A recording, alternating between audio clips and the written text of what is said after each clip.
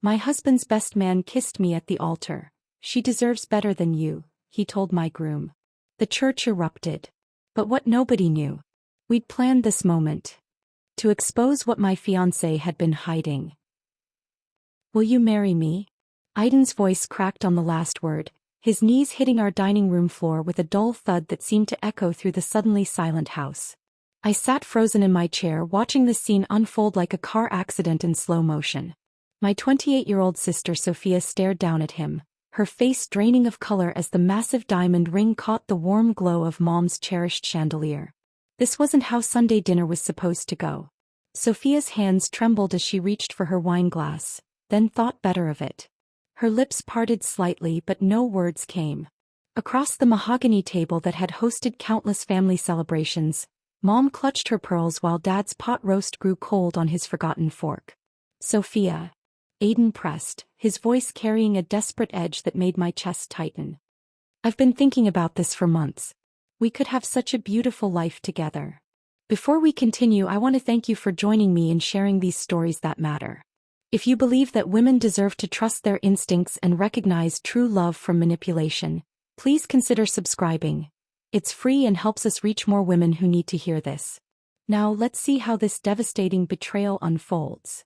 I'd watched my sister navigate suitors for years, always with grace and kindness. But something about Aiden had been different from the start. More intense. More possessive. The way he showed up at her hospital with elaborate flower arrangements that embarrassed her in front of colleagues.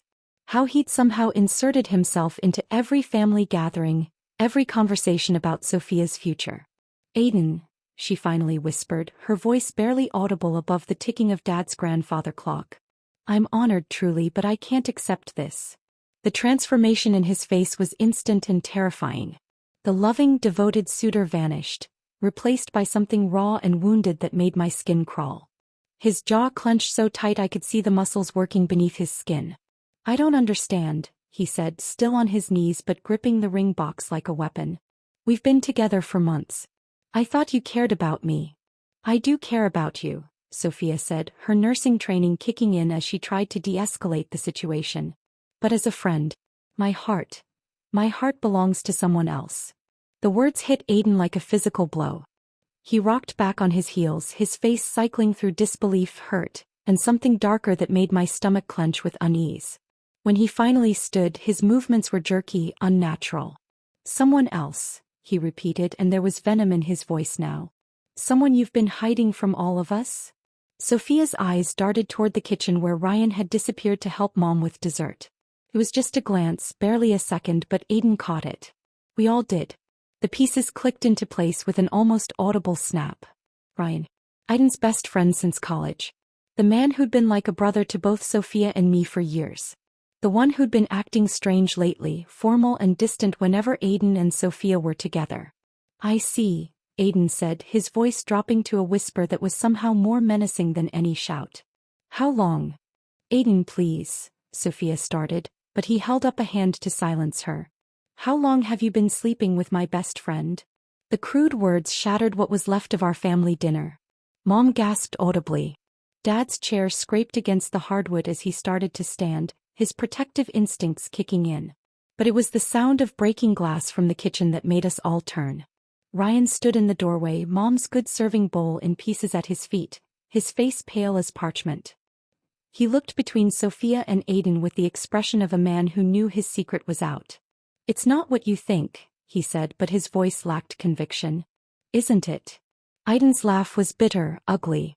My best friend and the woman I love sneaking around behind my back. How perfectly cliché. I wanted to say something, anything to break the terrible tension filling our dining room. But I was frozen watching my family implode over dessert and coffee. This was supposed to be a normal Sunday. Sophia was supposed to say yes. We were supposed to be celebrating. Instead, Aiden stormed out, pausing only to slam the ring box down on our dining table hard enough to make the dishes jump. The front door rattled on its hinges when he left, and then we were alone with the wreckage of what should have been a joyful moment. That was 3 weeks ago. 3 weeks of awkward family dinners where no one mentioned Aiden's name. 3 weeks of Sophia walking around with a glow that had nothing to do with her skincare routine and everything to do with finally being able to love Ryan openly. 3 weeks of me watching from the sidelines, the perpetual older sister, the one who'd focused so hard on her career that romance had passed her by entirely. Until yesterday. I was in my home office reviewing contracts for the architectural firm I'd spent 15 years building when my doorbell rang. Through the frosted glass I could see a familiar silhouette, but something about the posture was different. More confident. Almost triumphant. When I opened the door, Aiden stood there with a smile so brilliant it could have powered the entire neighborhood. He looked different somehow. Lighter. Like a weight had been lifted from his shoulders. "Nicole," he said, stepping inside without invitation. "I need to talk to you about something important." My living room felt smaller with him in it. He moved through the space like he belonged there, examining the family photos on my mantel, running his fingers along the spines of books on my coffee table. There was something proprietary about his behavior that should have set off alarm bells. "I've been doing a lot of thinking since that night at your parents' house," he began, settling onto my sofa without being asked. "About life, about love, about what really matters." What followed was the most surreal conversation of my adult life. Aiden spoke eloquently about how Sophia's rejection had opened his eyes, how he'd realized his feelings for her had been superficial infatuation. He talked about maturity, about the difference between fleeting attraction and lasting compatibility. "I've always admired you, Nicole," he said, leaning forward with those intense brown eyes fixed on mine. "Your strength, your independence, the way you've built such a successful career. Sophia is beautiful, but you're substantial. You're the kind of woman a man builds a life with." At 52 I'd grown accustomed to being invisible to men like Aiden. Successful, attractive men in their 40s who typically pursued women young enough to be their daughters. My last serious relationship had ended 3 years ago when my partner decided he wanted children with someone who could still provide them. So when Aiden pulled out another velvet box, this one containing a different ring he claimed, one he'd chosen specifically for me, my rational mind screamed warnings I refused to hear. "I know this seems sudden," he said, taking my left hand in both of his. "But when you know, you know. I want to spend my life with you, Nicole. I want to build something meaningful together." The diamond was larger than Sophia's would have been, set in platinum rather than gold. It caught the afternoon light streaming through my windows and threw tiny rainbows across my walls. When he slid it onto my finger, it fit perfectly. "Yes," I heard myself say, the word escaping before my brain could catch up. "Yes, I'll marry you." His reaction should have been my first warning. There was relief in his expression certainly, but none of the joy I'd expected from a man whose marriage proposal had just been accepted. Instead he seemed almost businesslike, immediately launching into discussions about timeline and venue. "Why wait?" he asked when I mentioned a long engagement. "We're not children who need years to figure out compatibility. We can have a beautiful spring wedding. Maybe at St. Mary's where your parents were married." When I called my parents that evening, their surprise was palpable even through the phone. Mom's voice climbed several octaves as she processed the information. "That's wonderful, sweetheart," she finally managed. "Very unexpected but wonderful. Are you sure this is what you want?" The doubt in her voice stung, but I pushed it aside. They'd always seen me as the sensible sister, the one who thought everything through carefully. Maybe they simply couldn't adjust to seeing me make a spontaneous romantic decision. The most difficult conversation was with Sophia. When I showed up at her apartment the next morning, ring gleaming on my finger, she answered the door in pajamas with hair that suggested a sleepless night. "Congratulations," she said, but the word came out flat, lifeless. "I hope you'll be very happy together." We sat in her sunny kitchen with untouched coffee growing cold between us. I waited for her to share in my excitement, to offer sisterly advice about wedding planning. Instead, she stared out her window at the bird feeder, watching cardinals compete for seeds. "Are you upset about this?" finally asked. "You're both adults," she replied, the same phrase she would repeat whenever anyone asked about my engagement. "You can make your own decisions." But her body language told a different story. She kept her arms wrapped around herself like armor, and when I tried to show her the ring up close, she barely glanced at it. Ryan's reaction was even stranger. When I stopped by his apartment to share my news, his usual warm smile faltered the moment he saw my expression. "Don't you think this is all happening very fast?" he asked after I explained about Aiden's proposal. "Maybe," I admitted, "but sometimes you just know, right?" Ryan stared at his hands for a long moment. When he looked up, his blue eyes were troubled. Has he said anything about Sophia? About why he changed his mind so quickly? The question struck me as inappropriate. He realized his feelings for her weren't real, I explained. He says what he feels for me is deeper, more mature. Right, Ryan said, but he didn't sound convinced. That night, lying in bed with my new ring catching moonlight from my bedroom window, I should have been planning my future. Instead, I found myself replaying conversations, analyzing glances, trying to decode the strange undercurrents that seemed to swirl around my engagement. Something felt off, but I couldn't put my finger on what. Everyone's reactions seemed muted, careful, like they were all keeping secrets.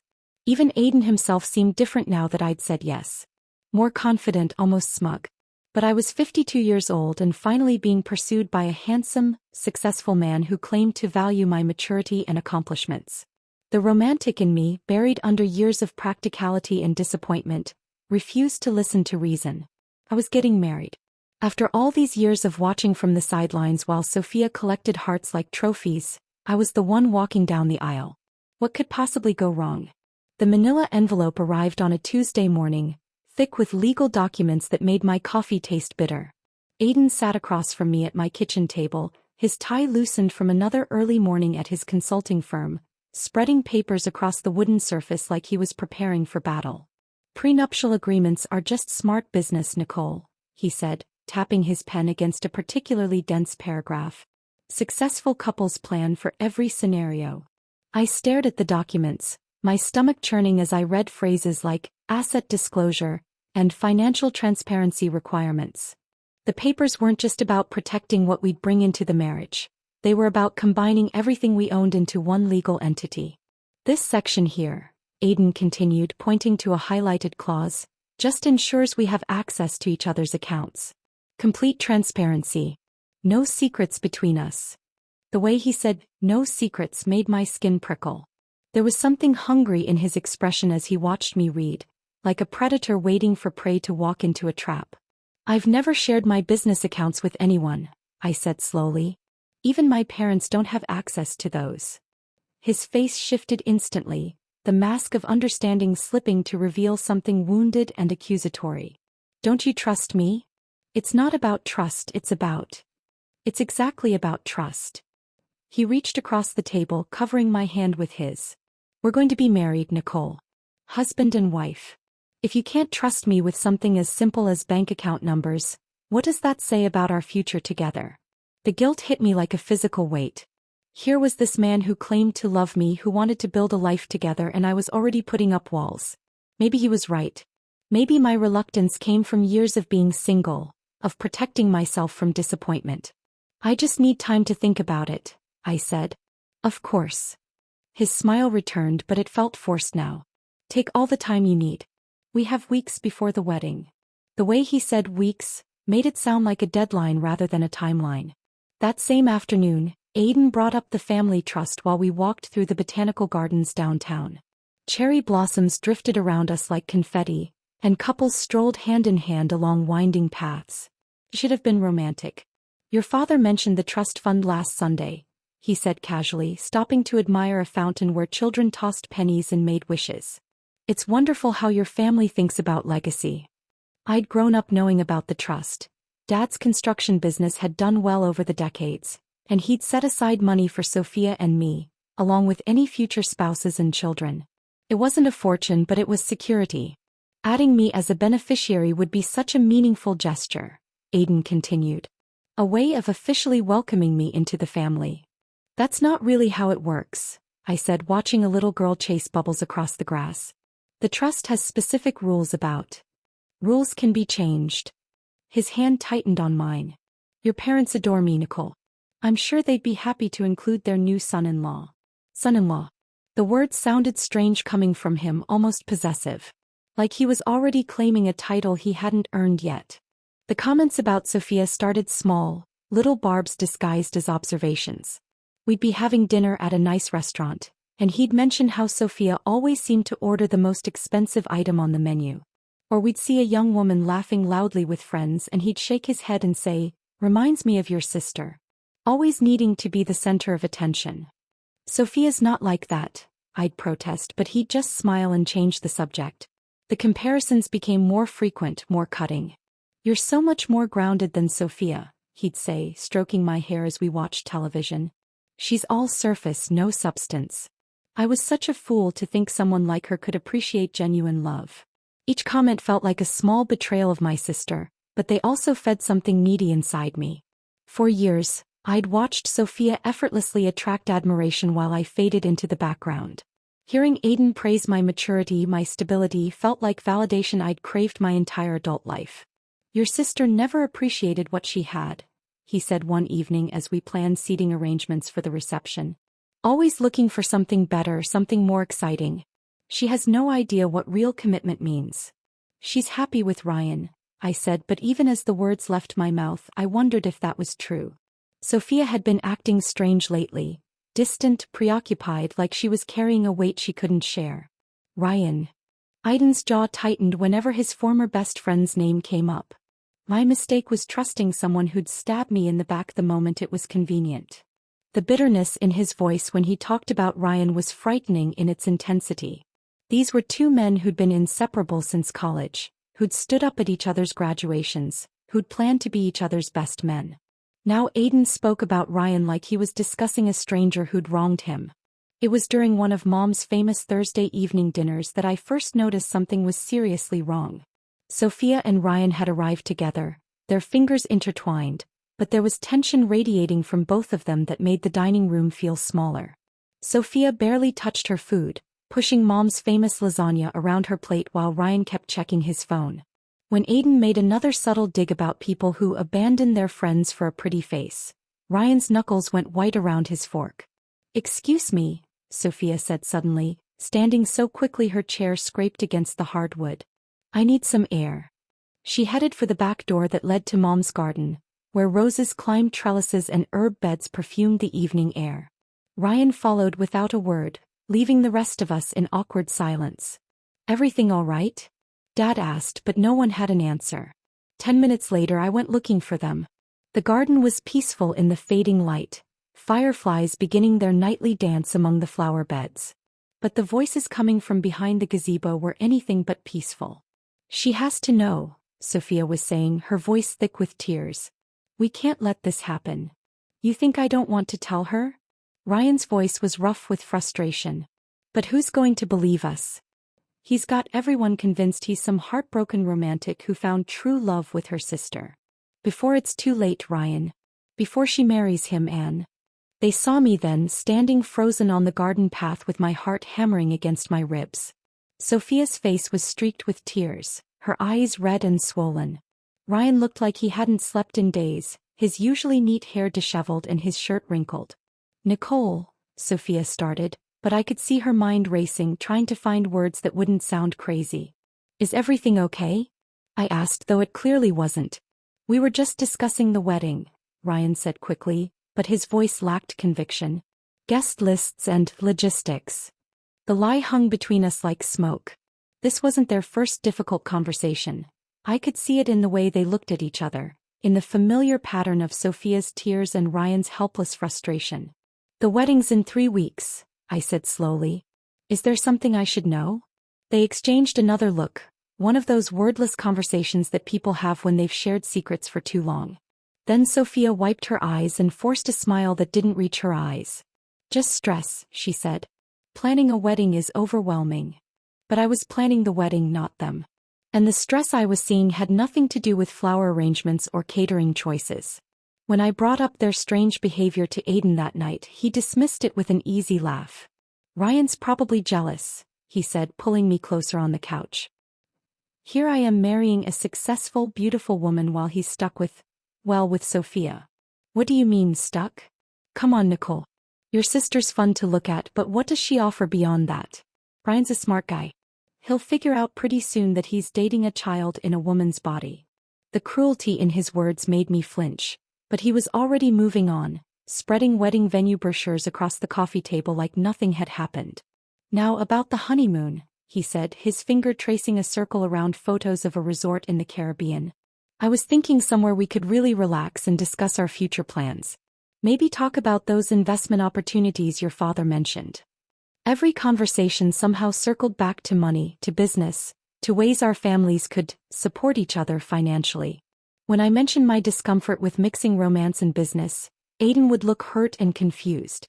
"I'm just trying to build a future for us," he'd say. "Don't you want us to be successful together?" The wedding invitations had been sent, the venue booked, the dress altered.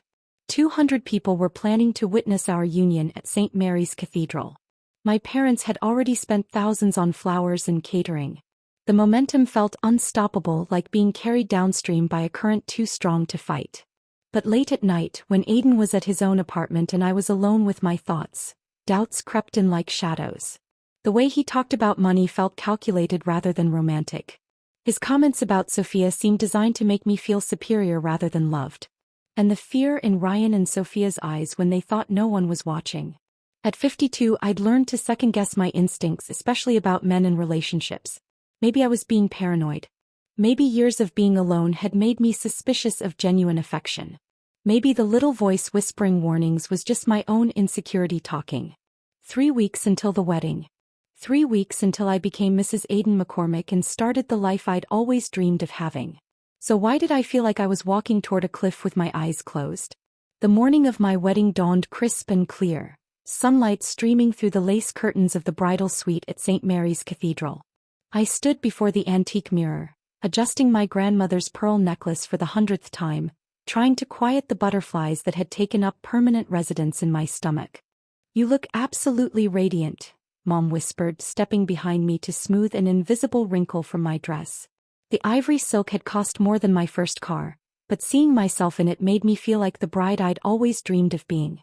At 52, I'd never expected to wear white again, never imagined walking down an aisle while organ music swelled around me. The pearl earrings had belonged to Grandmother Elizabeth, passed down through 3 generations of women who'd promised to love, honor, and cherish. As I fastened them, I could almost hear her voice telling me that true love was worth waiting for, no matter how long it took to find. 5 minutes, ladies, called Father Matthews through the door. My heart hammered against my ribs as Mom gathered my train, her eyes bright with unshed tears. "Are you ready, sweetheart?" I nodded, though ready felt like too simple a word for the complex emotions swirling through me. Excitement, yes. Hope, certainly. But underneath it all, a persistent whisper of unease that I'd been trying to silence for weeks. The cathedral doors opened and 200 faces turned toward me. The nave was a garden of white roses and baby's breath, candles flickering like fallen stars against the ancient stone walls. The organ's opening notes of Pachelbel's canon filled the vaulted space, and suddenly I was floating down the aisle on Dad's steady arm. Aiden waited at the altar in his charcoal gray tuxedo, looking every inch the successful businessman who'd swept me off my feet. But something was off about his posture, the way his eyes kept darting toward the packed pews instead of focusing on me. His hands fidgeted with his cufflinks and I caught him checking his watch twice during my walk down the aisle. "Nervous?" I whispered as Dad placed my hand in Aiden's. "Just eager to make you my wife," he replied, but his smile felt forced, rehearsed. His palm was damp with perspiration as his fingers closed around mine. The congregation settled into expectant silence as Father Matthews raised his hands to begin the ceremony. Sunlight streamed through the stained glass windows, painting rainbow patterns across the marble floor. In the front row, Mom dabbed at her eyes while Dad sat ramrod straight in his best suit. "Dearly beloved," Father Matthews began, his voice carrying easily through the cathedral's perfect acoustics. "We are gathered here today to witness the union of Nicole Elizabeth Hartman and Aiden Patrick McCormick in holy matrimony." The familiar words washed over me like a blessing. This was really happening. After years of watching other people's happiness from the sidelines, I was finally the star of my own love story. "Marriage is a sacred covenant," Father Matthews continued, "built on trust, honesty, and mutual respect. It requires 2 people to come together in complete openness, hiding nothing from each other." Aiden's grip on my hand tightened almost painfully. When I glanced at him, his jaw was clenched, a muscle working beneath his carefully shaved cheek. Sweat beaded along his hairline despite the cathedral's cool temperature.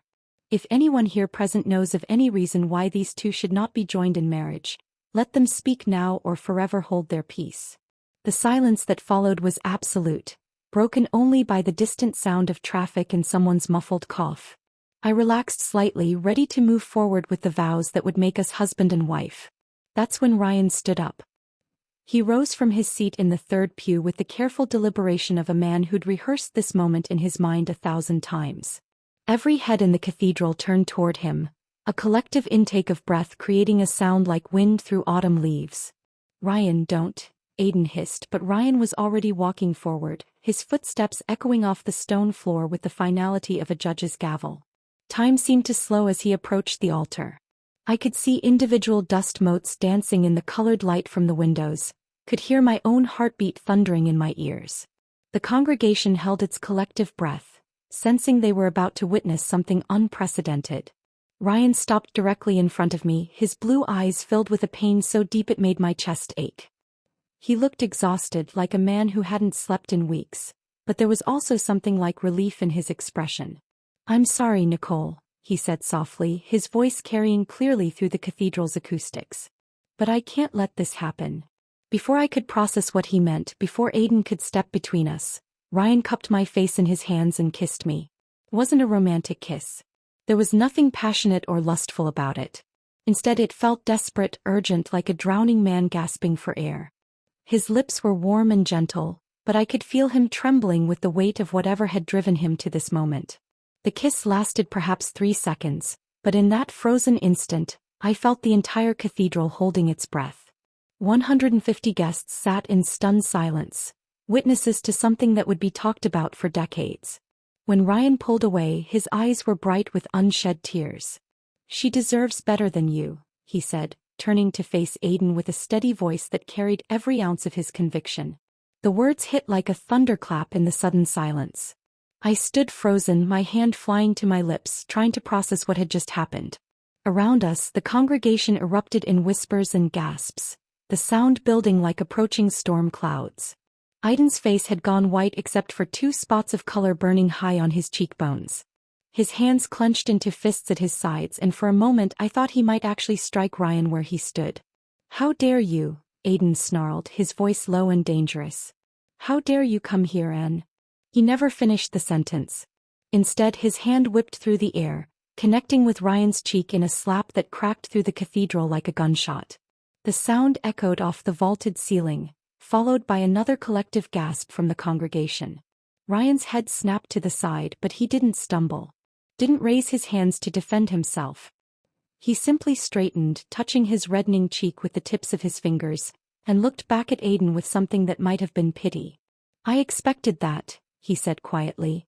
"I expected worse." The complete lack of surprise in his voice chilled me more than the violence itself. This confrontation hadn't been spontaneous. Ryan had planned this moment, had walked into our wedding knowing exactly what would happen. "Security!" Aiden shouted, his composure finally cracking. "Get this maniac out of here." But no one moved. The ushers stood frozen in the aisles, as stunned as everyone else. Father Matthews gripped his prayer book like a shield, his mouth opening and closing soundlessly. That's when I heard the rustle of fabric behind me. Sophia had risen from her seat in the front pew, her face pale but determined. She looked directly at me, tears streaming down her cheeks, and spoke in a voice that carried to every corner of the cathedral. "You deserve to know what he planned." The words fell into the silence like stones into still water, sending ripples of shock through the assembled guests. I felt my knees go weak, my grandmother's pearls suddenly feeling like a noose around my throat. "Sophia, no," Aiden warned, but my sister stepped into the aisle, moving toward us with the same purposeful stride Ryan had shown. "She has a right to know," Ryan said, his hand still pressed to his burning cheek. "They all do."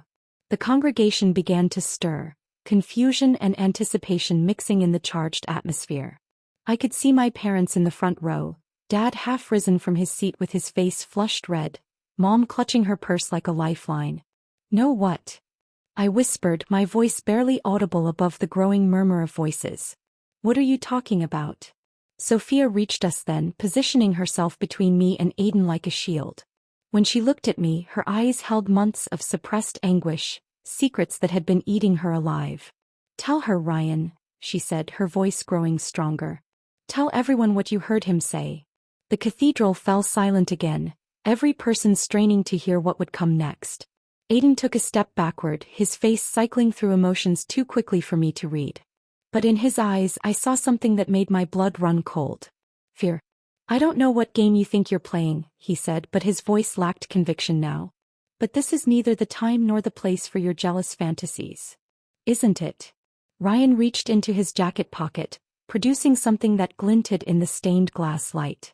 "Because I think our guests might be very interested in what you really think about your bride." My heart stopped as I recognized what he held in his hand. A phone. With a recording ready to play. "Don't," Aiden said, lunging toward Ryan's phone with the desperation of a man watching his life unravel. "You have no right." But Ryan stepped back, holding the device out of reach, his finger hovering over the play button like a judge about to deliver a verdict. The cathedral had become a courtroom and I was standing trial for my own naivety. "Everyone here deserves to know what kind of man Nicole was about to marry," Ryan said, his voice carrying to every corner of the vaulted space. I looked at Sophia standing in the aisle with tears streaming down her face, and suddenly understood why she'd been crying in the garden that night. Why she'd looked at me with such pain every time wedding planning came up. Why she'd grown distant and withdrawn as my wedding day approached. "Sophia," I whispered, my voice barely audible above the murmur of confused guests. "Tell me what's happening." My sister took a shuddering breath, wiping her eyes with the back of her hand. When she looked at me, I saw years of protective instincts warring with the knowledge that the truth would destroy me. "He never loved you, Nicole," she said, her voice growing stronger with each word. "He researched our entire family before he ever asked me out. He knew about Dad's business, about the trust fund, about every asset we own." The words hit me like physical blows. I felt my knees buckle and Father Matthews reached out to steady me, his face pale with shock. "That's ridiculous," I managed, but even as I said it, memories were shifting in my mind like puzzle pieces finding their proper places. All those questions about Dad's construction company. The way he'd casually mentioned the family trust. His interest in our property investments. "He had a file, Nicole," Sophia continued, stepping closer despite Aiden's furious glare. "Photos of our house, printouts of property records, even old newspaper articles about Dad's business awards. He knew exactly how much our family was worth before he ever said hello to me." The cathedral was silent except for the sound of my own ragged breathing. I could feel 200 pairs of eyes watching me, waiting to see how I would react to having my life demolished in front of them. "He told me he loved me," I said weakly, clinging to the only truth I thought I still had. "He told me he loved me too," Sophia replied, her voice gentle but firm. "Right up until I turned down his proposal and he realized I wouldn't be his ticket to our family's money." Aiden's face had gone from pale to red to a sickly gray color. "She's lying," he said, but his voice cracked on the words. "Sophia's always been jealous of what we have. She can't stand seeing her sister happy." "Is that why you researched my medical school debt?" Sophia asked, pulling a folded paper from her purse. "Because you thought I was too broke to be worth your time?" She unfolded what looked like a credit report, holding it up for everyone to see. "He had this run 3 days before our first date. Along with Nicole's credit report and a full financial background check on our entire family." The paper trembled in her hands, but her voice remained steady. "You want to know what convinced me he didn't really love me? He asked me to co-sign a loan on our second date. Said it was for a romantic surprise, but I found out later he was trying to use my credit to buy an engagement ring he couldn't afford."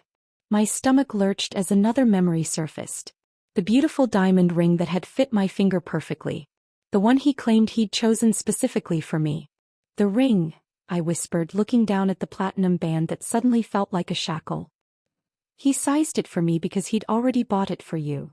"Actually," Ryan interjected, his voice cutting through the shocked murmurs of the congregation, "he bought it after Sophia turned him down. With money he embezzled from his consulting firm." This revelation sent a fresh wave of gasps through the cathedral. In the front row, I saw Dad's face turn purple with rage while Mom pressed her hand to her mouth in horror. "That's not true," Aiden said, but sweat was pouring down his face now, dark stains spreading across his expensive shirt. "These people are sick. They're trying to destroy our wedding because they can't stand to see us happy." "Are we?" Ryan asked, raising his phone again. "Because I have you on recording, Aiden. Talking about your real plans for Nicole." The silence that followed was absolute. Even the distant sound of traffic seemed to fade away, leaving only the echo of Ryan's words bouncing off the stone walls.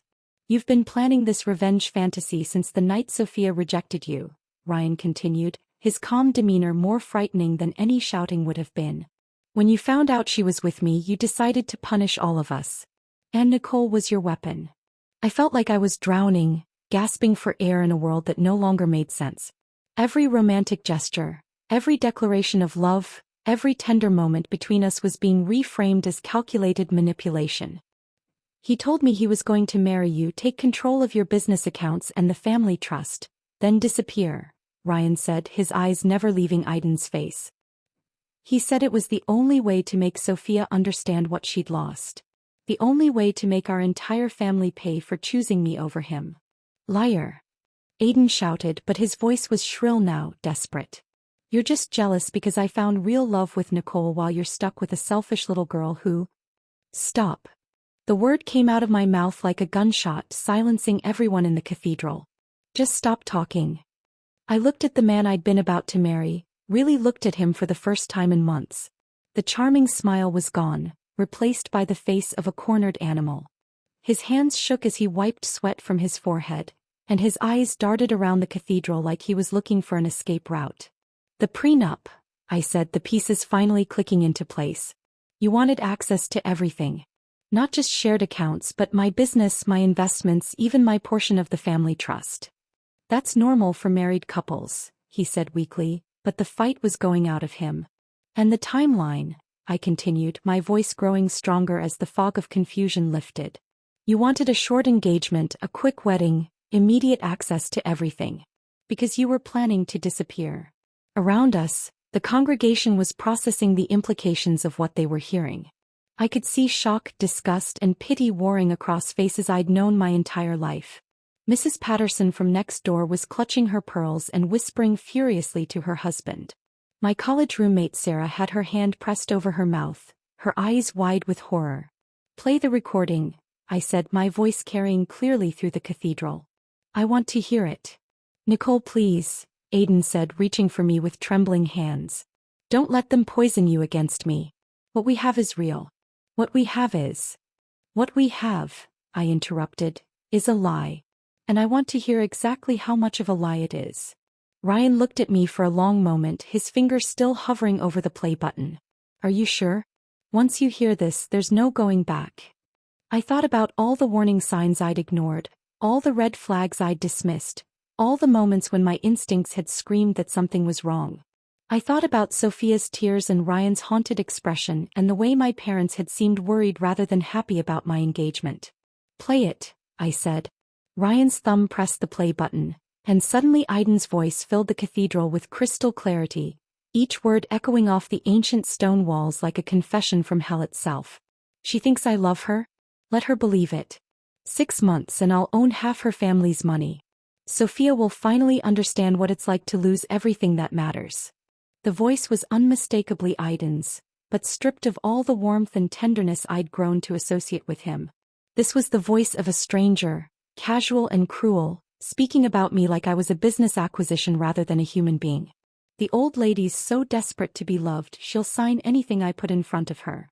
Prenup, joint accounts, trust fund access, she's already halfway there. By Christmas I'll control everything, and then we'll see how superior Miss Sophia feels when her precious family is bankrupt." The recording continued, each word landing like a physical blow. I felt my knees give way but somehow remained standing, gripping the altar rail until my knuckles went white.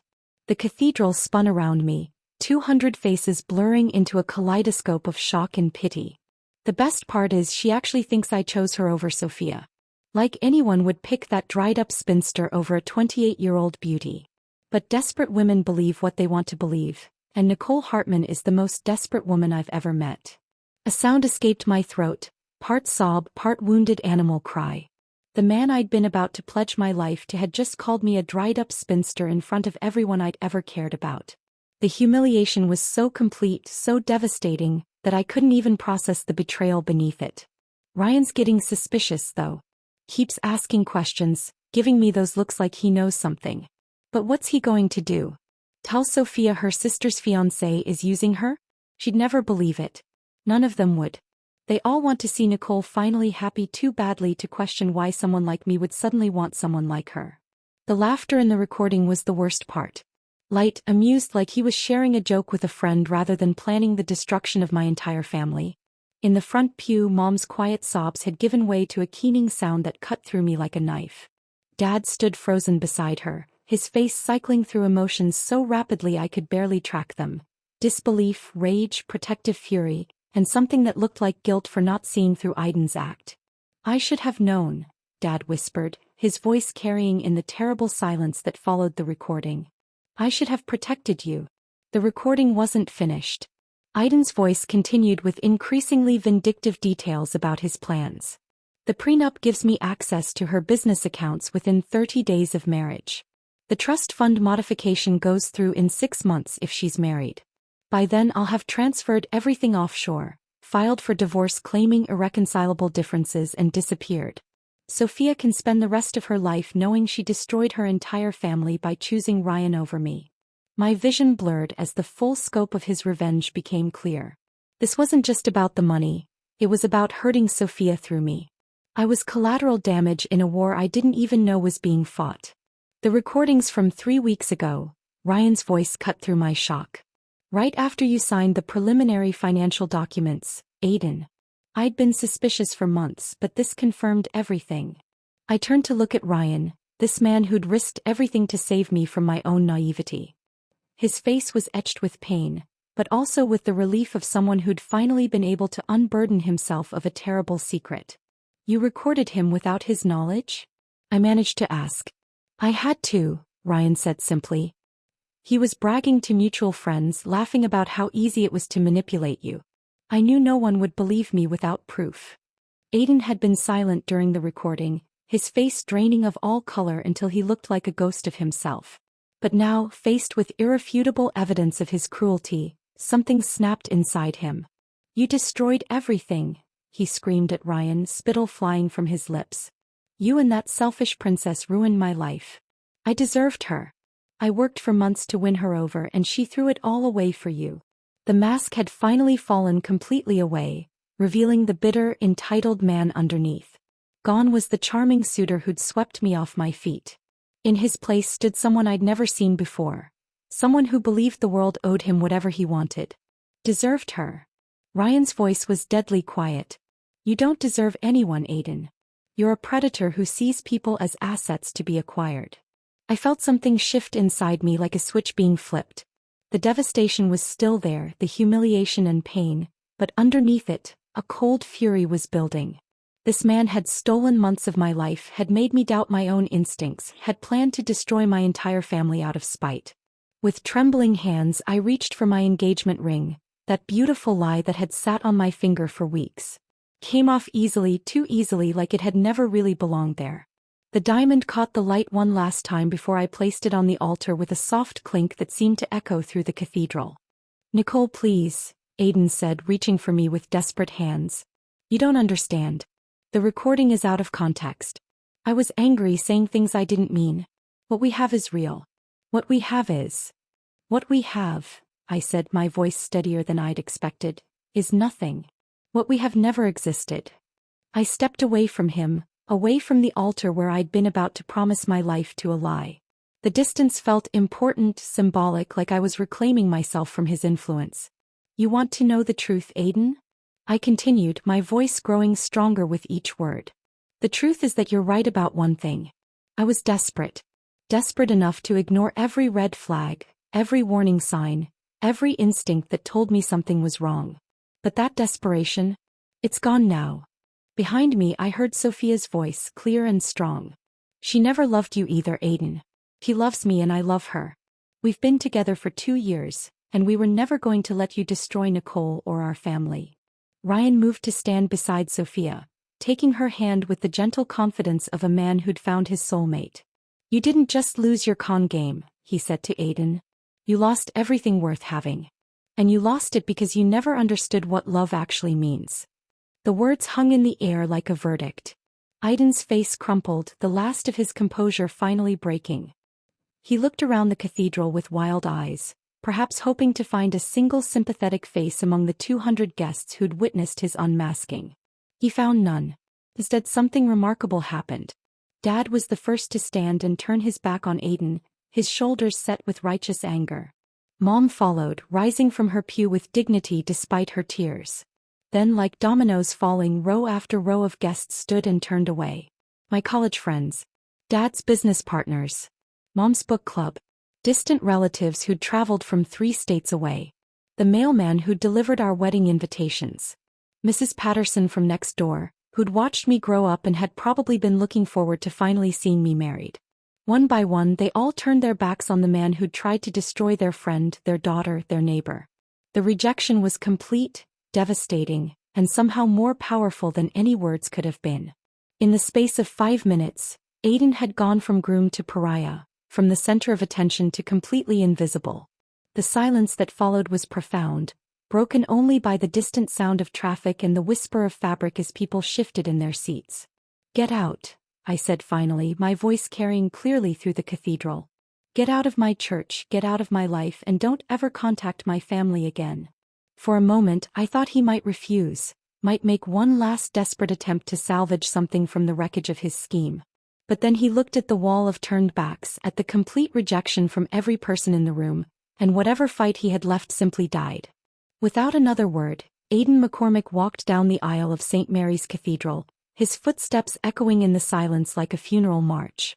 The heavy wooden doors closed behind him with a finality that felt like the end of a terrible chapter. Only then did the congregation turn back around, and only then did I finally allow myself to cry. The tears came in waves, each one carrying away a piece of the life I'd thought I was going to have. I stood there in my grandmother's pearls and my wedding dress, surrounded by 200 people who'd watched my world implode, and finally let myself grieve not just for what I'd lost, but for what had never been real in the first place. Uncle Tom was the first to move. My father's older brother, a man who'd built bridges for 40 years and knew something about structural integrity, walked up the aisle with the measured pace of someone who'd seen enough of Aiden McCormick for one lifetime. "Come on, son," he said to Aiden, who still stood frozen near the altar like a statue of shame. "Time to go." Cousin Jake flanked Aiden's other side, both men radiating the kind of quiet authority that comes from knowing absolutely that you're on the right side of a situation. They didn't grab him roughly or make a scene. They simply made it clear that his presence was no longer welcome in our sacred space. "I can walk myself out," Aiden mumbled, but his voice held none of its former confidence. "I'm sure you can," Uncle Tom replied evenly. "But we'll walk with you anyway. Make sure you don't get lost on the way." As they escorted him down the aisle, I heard scattered whispers from the congregation. Mrs. Morrison from Mom's Garden Club was already on her phone, probably calling her daughter who worked at the bank. Mr. Patterson was shaking his head and muttering something about, "Always knew there was something off about that boy." The heavy cathedral doors closed behind them with a sound like thunder, and then there was silence except for the rustle of fabric as people shifted in their seats, uncertain whether to stay or go. Father Matthews cleared his throat, his face pale but composed. "Perhaps," he said gently, "we should take a moment to pray for healing and wisdom in difficult times." It was exactly what we all needed. A way to process what had just happened without anyone having to find words for the impossible. As heads bowed throughout the cathedral, I felt Ryan's presence beside me, solid and reassuring without being presumptuous. "Nicole," he said quietly, "I'm so sorry you had to learn the truth this way." I looked at him through tears that made everything blur like watercolors. "You saved my life," I whispered. "Both of you did." Sophia appeared on my other side, her own eyes red with crying. "I wanted to tell you so many times," she said, her voice breaking. "But every time I tried it sounded so crazy. Your fiancé is only marrying you to get revenge on me. Who would believe that?" "I might not have," I admitted, and the honesty of it hurt. I wanted to believe in the fairy tale so badly that I would have found reasons to dismiss anything that threatened it. The next few hours passed in a blur of concerned faces and awkward conversations. Guests filtered out slowly, many stopping to offer hugs or words of support. Some looked embarrassed, like they'd witnessed something too private for public consumption. Others seemed energized by the drama, already crafting the story they'd tell at dinner parties for years to come. Mom and Dad flanked me as we left the cathedral, their protective instincts finally useful after months of watching me sleepwalk toward disaster. We should have trusted our instincts, Mom said for the 5th time. We knew something was wrong. I knew something was wrong too, I replied, stripping off my grandmother's pearls as we walked to the car. I just chose to ignore it. The reception hall had to be cancelled, 200 meals returned to the caterer, flowers redistributed to local nursing homes. Our family lawyer, Mr. Davidson, called that evening with news that chilled me to the bone. "Nicole, I need you to come in Monday morning," he said, his usually calm voice tight with concern. "I've been going through those financial documents Aiden had you sign and we have a problem." Monday's meeting revealed the full scope of how close I'd come to losing everything. The preliminary paperwork I'd signed wasn't as preliminary as I'd thought. It had already given Aiden limited access to one of my business accounts, and the trust fund modification was further along than anyone had realized. "He forged your signature on 2 additional documents," Mr. Davidson explained, spreading papers across his mahogany desk. "If you'd gone through with the wedding, he could have transferred significant assets within weeks." The investigation that followed revealed Aiden's pattern extended far beyond our family. 3 other women in neighboring counties had similar stories. Whirlwind romances with a charming consultant who'd researched their financial backgrounds before the first date. One had lost her house. Another had been left with $20,000 in credit card debt he'd racked up in her name. "He's a serial financial predator," Detective Morrison explained during one of several interviews I gave over the following weeks. "We've been trying to build a case against him for months, but his victims were too embarrassed to come forward." I understood that embarrassment intimately. Even knowing I was the victim, I felt shame at having been so thoroughly deceived. It was Ryan who helped me process those feelings during one of his regular check-ins. "You weren't naive," he said one afternoon as we sat in my garden, watching bees work among Mom's transplanted roses. "You were hopeful. There's a difference." "Is there?" I asked, pulling weeds with more force than necessary. "Because from where I sit, hope and stupidity look pretty similar." "Hope looks for the best in people," Ryan said, his voice gentle but firm. "Stupidity ignores evidence. You ignored warning signs because you wanted to believe in love, not because you're incapable of seeing clearly." These conversations became a lifeline during the dark months that followed. Ryan never made me feel pitted or pathetic. He checked on me like a concerned brother, always asking how I was healing, never pushing for details I wasn't ready to share. "I couldn't let you marry someone who saw you as a business transaction," he said once when I thanked him for the 100th time. "You deserve someone who loves you for who you are, not what you own." The therapy sessions Dr. Martinez recommended were harder than I'd expected. Unpacking decades of feeling invisible, of accepting crumbs of attention, of second-guessing my own instincts. It was painful work that left me exhausted and emotionally raw. "You've been taught to distrust yourself," she said during one session. "To see caution as cynicism rather than wisdom. But your instincts were trying to protect you. The question is, will you listen to them next time?" Gradually, over months of difficult conversations and honest self-reflection, I began to see the experience differently. Not as evidence of my failure but as proof of my strength. I had survived something designed to destroy me. I had trusted the people who really loved me when it mattered most. A year later, I stood in the same garden where I'd overheard Sophia and Ryan's desperate conversation, watching them exchange vows in a ceremony that was everything my attempted wedding wasn't. Authentic. Joyful. Surrounded by people who genuinely celebrated their happiness. I'd been asked to be matron of honor, and standing beside my sister as she married the man who'd saved my life felt like coming full circle. There was no bitterness, no envy, only gratitude for the love that had motivated their painful intervention. "Thank you," Sophia whispered to me as we posed for photos afterward.